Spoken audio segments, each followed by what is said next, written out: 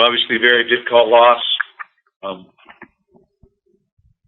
Arizona State played hard, played pretty well. Number 5 made a play at the end of the game. We need to get ready to go for the Big Ten Conference. So we need to be able to put this behind us. That's part of coaching. That's part of being, I guess, mature or leadership from within, or whatever we want to say it. These things have happened across the nation. We see it every week, but it's difficult to stomach. Too many missed opportunities to win the football game. I think we crossed the 50, I believe, 7 times. All out, or just both situations. Penalties, inconsistency, especially on the field goal unit. And ultimately, it's my responsibility, and I need to take it, so, which I will. But as I said earlier, disappointing, and but we need to put it behind us and move forward. There's no bearing on the Big Ten Conference race. We need to understand that and play out. Not big questions.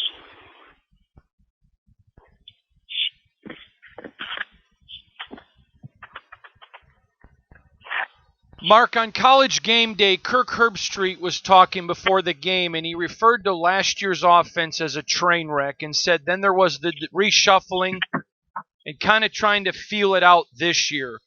Are you concerned 3 games in, Mark, that with the reshuffling of the staff that there's still problems with execution, and how do you fix it heading into Big Ten? Well, first of all, I think that the execution sometimes it's on the field or it's maybe production, but you can't put it all on coaches. And 50 seconds ago, we have an opportunity to go down and tie the football game, we make the first kick, but we have an opportunity to call. To win the football game. So, bottom line is, at the end of the day, do you win? There were some negative yardage plays, but there were some big plays in the game, and then there were some inconsistencies. And they across the board, and there's a lot of reasons for that. Some of the reasons go to how Arizona State played as well, and they played well. And so you have to have some credit as well. So, no, I'm not concerned. Mark, when you went back and looked at the tape of that final maybe 30, 45 seconds, is there anything you would do differently, or now that you had a little bit of time to reflect on it, what exactly transpired there? Well, I got down the field, so you got to say that was you're talking about the last 50 seconds. Yeah, probably more than the last 11 seconds when the play came in and everything, and you well, at that point, we'd made a big play. And so the chains were not even set.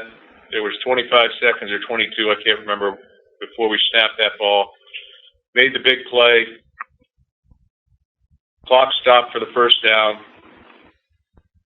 Ref wound the clock before the chains were set very quickly. So we spiked the ball at 11 seconds. At that point in time, we were probably on the 25-yard line, I believe. And had to make a decision whether to throw it to the end zone one time or not. And it was pretty chaotic at that time, and felt like I hung there for 10 seconds trying to decide whether to do that or not. And then we decided to kick it, just because we didn't want to have a sack or something happen where we didn't have time to kick a field goal. We'd go to overtime. Again, chaotic moment. We talk about the fog of war around here a lot, but we had obviously a number of guys who were hurt on the offensive line. We had lost Jarvis, and we had lost one of our other guys on the field goal unit, so we had 2 subs in there. Inadvertently, a guy who had said he may have to sub for a third stayed in to make 12 guys on the field. From the sideline, you couldn't tell it. We had used their timeout, so it's really, irregardless, we were going to have to take a penalty on that. Still thought it was a makeable field goal with 6 seconds to go. And I do think they jumped over the pile. I do think they landed on the head of our snapper. there was no call, and at that point in time, the game was done. I know Kevin obviously went out. I guess moving forward with Cole out, with AJ out, I don't know, what his status is coming back, but what's the outlook at left tackle moving forward, whether that's Kevin coming back or being Tyler moving forward, whoever else?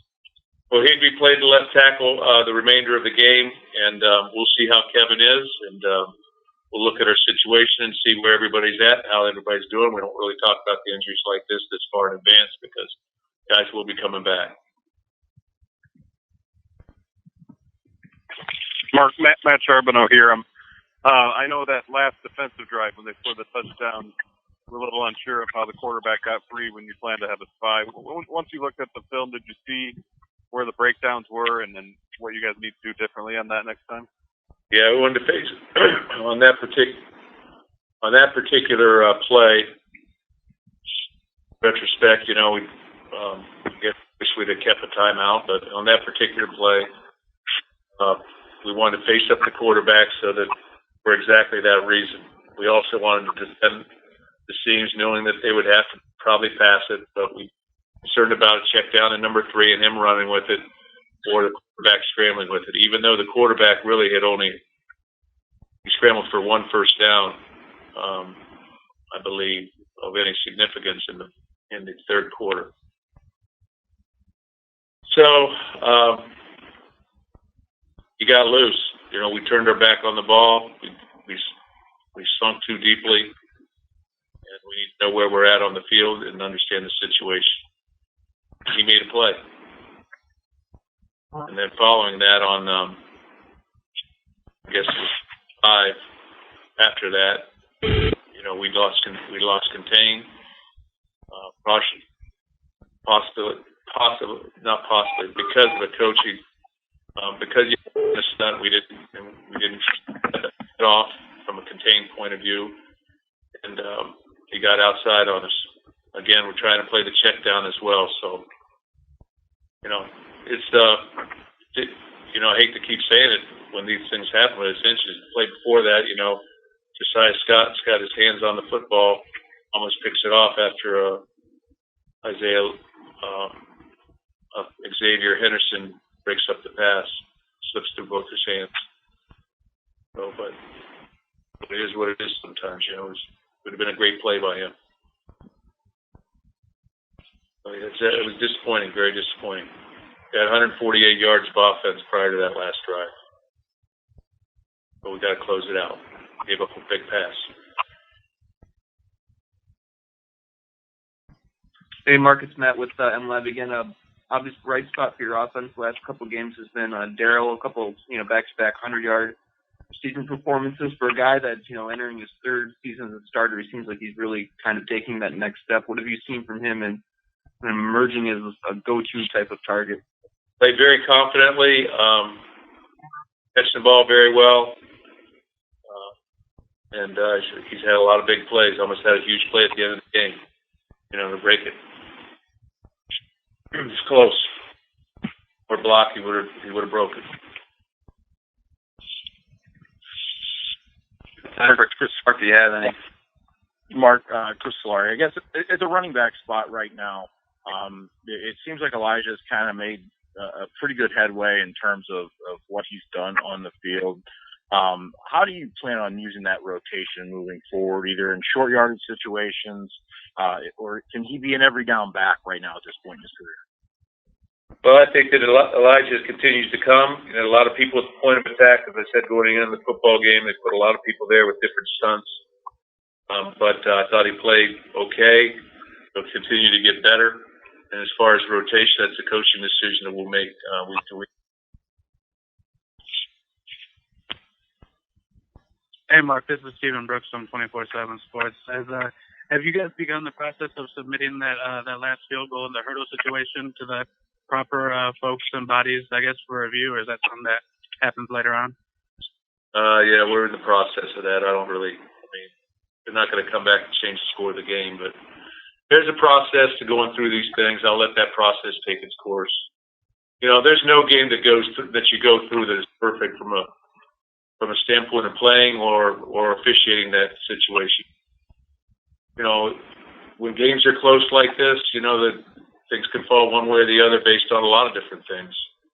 Some coaching, some playing, some officiating, whatever it is. But I'll try and do the best I can. You know, if anything, I let maybe everything take me allow straight me to the point where maybe I'm not seeing this clearly, and that can't happen.